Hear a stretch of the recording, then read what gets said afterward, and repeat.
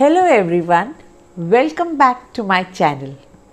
If you are a parent who's passionate about raising well-rounded, emotionally intelligent kids, then you are in the right place. Today we are going to break down everything you need to know about emotional intelligence, what it is, when it develops, and most importantly, how can you nurture it in your child. So let's begin. So when does emotional intelligence actually start to develop? Believe it or not, it begins right from the earliest stages of childhood. Even as infants, kids start to exhibit basic forms of emotional intelligence. They might not be able to talk, but they are incredibly attuned to the emotions of their caregivers.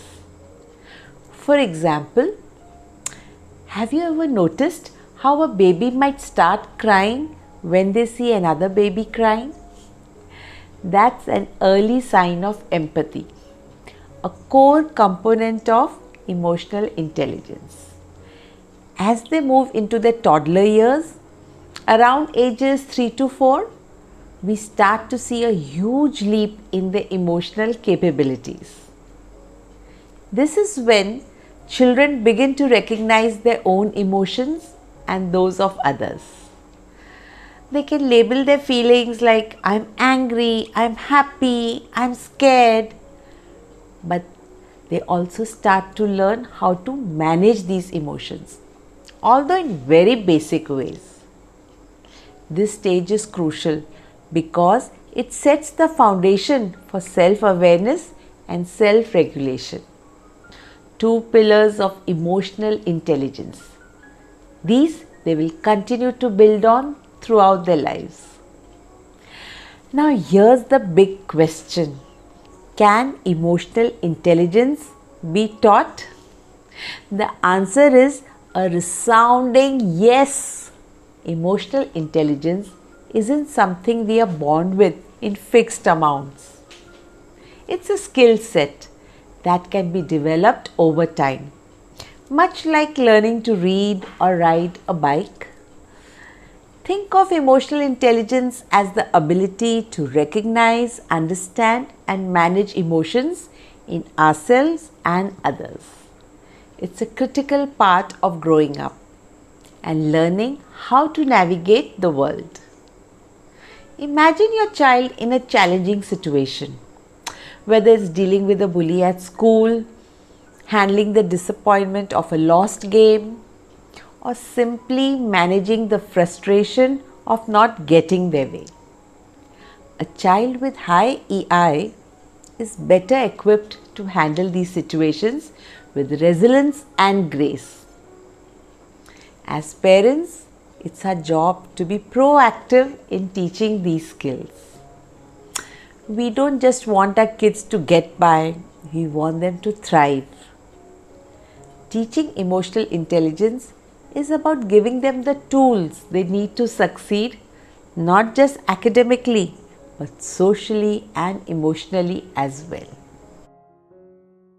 It's a process that requires consistent effort, but it is incredibly rewarding. Let's break it down into actionable steps. One of the most effective ways to raise emotionally intelligent children is to model the behavior you want to see in them. Kids are like sponges, they absorb everything around them. So if they see you handling stress with patience, expressing your emotions openly yet calmly, and resolving conflicts with empathy and understanding, they are most likely to mimic those behaviors. For example, if you are frustrated after a tough day at work, instead of snapping, you could say, I'm feeling really stressed right now, baby. So I'm going to take a few deep breaths to calm down. This not only shows your child how to manage their own emotions, but also teaches them that it's okay to have strong feelings and that there are healthy ways to deal with them. Another crucial aspect is avoiding negative labels. It's easy to fall into the trap of calling your child lazy, naughty, difficult when they are not meeting your expectations. However, these labels can stick with them and impact their self-esteem and emotional health. So, focus on the behavior itself rather than labeling the child. For instance, if your child didn't clean up their toys, instead of saying you're so lazy, you could say, I noticed you didn't pick up your toys. Can you help me understand why? Let's work on getting it done together. This approach will help them to understand the impact of their actions, and it encourages them to make better choices without feeling labeled or attacked. Then, praising effort and progress rather than just results, that is another key strategy. When we focus only on the end result, kids may feel the pressure to be perfect and might even give up if they don't succeed right away. But when we praise the effort, I'm really proud of how hard you worked on that puzzle. Here we are teaching them that persistence and hard work are what truly matter. This not only helps build their self-confidence but also fosters a growth mindset. They learn that challenges are opportunities to grow, not something to shy away from. Over time, this mindset contributes to stronger emotional intelligence as they learn to handle setbacks and continue striving towards their goals. Then, listening and showing empathy, they are foundational to building emotional intelligence. It's not just about hearing your child's words, but really understanding the emotions behind them. This means putting aside distractions, getting down to their level, and fully engaging with what they are saying. Let me give you an example.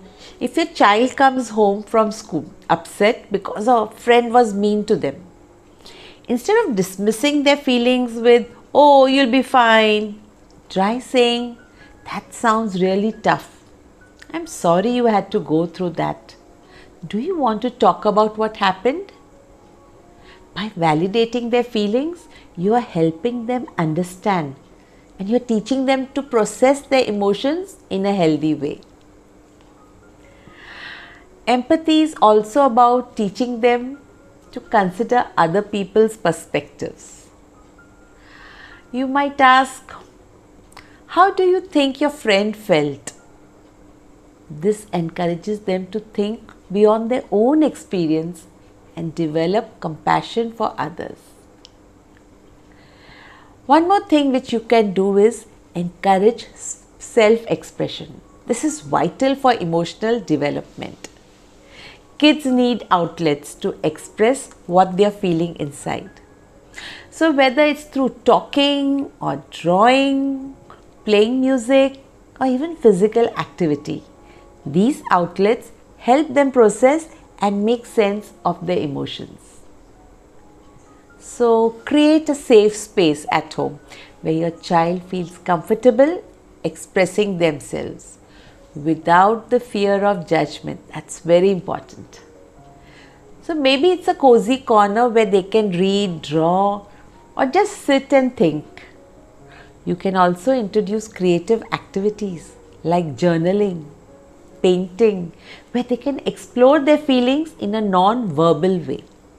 The key is to let them know all feelings are okay and there are many ways to express them. Then there is problem solving. That is a critical component of emotional intelligence. Life is full of challenges, and the better equipped our kids are to handle them, the more resilient they will be. Encourage your child to think critically and come up with their own solutions to problems rather than just giving them the answers. For example, if they're struggling with a disagreement with a friend, guide them through the process. What happened? How did that make you feel? What do you think you could do to make it better? This helps them to develop a sense of confidence in their ability to manage difficult situations. You can also use games and role playing to teach these skills in a fun way. For instance, create scenarios where they have to solve a problem and discuss different ways they could approach it. This not only builds their problem solving skills but also enhances their ability to understand and manage emotions.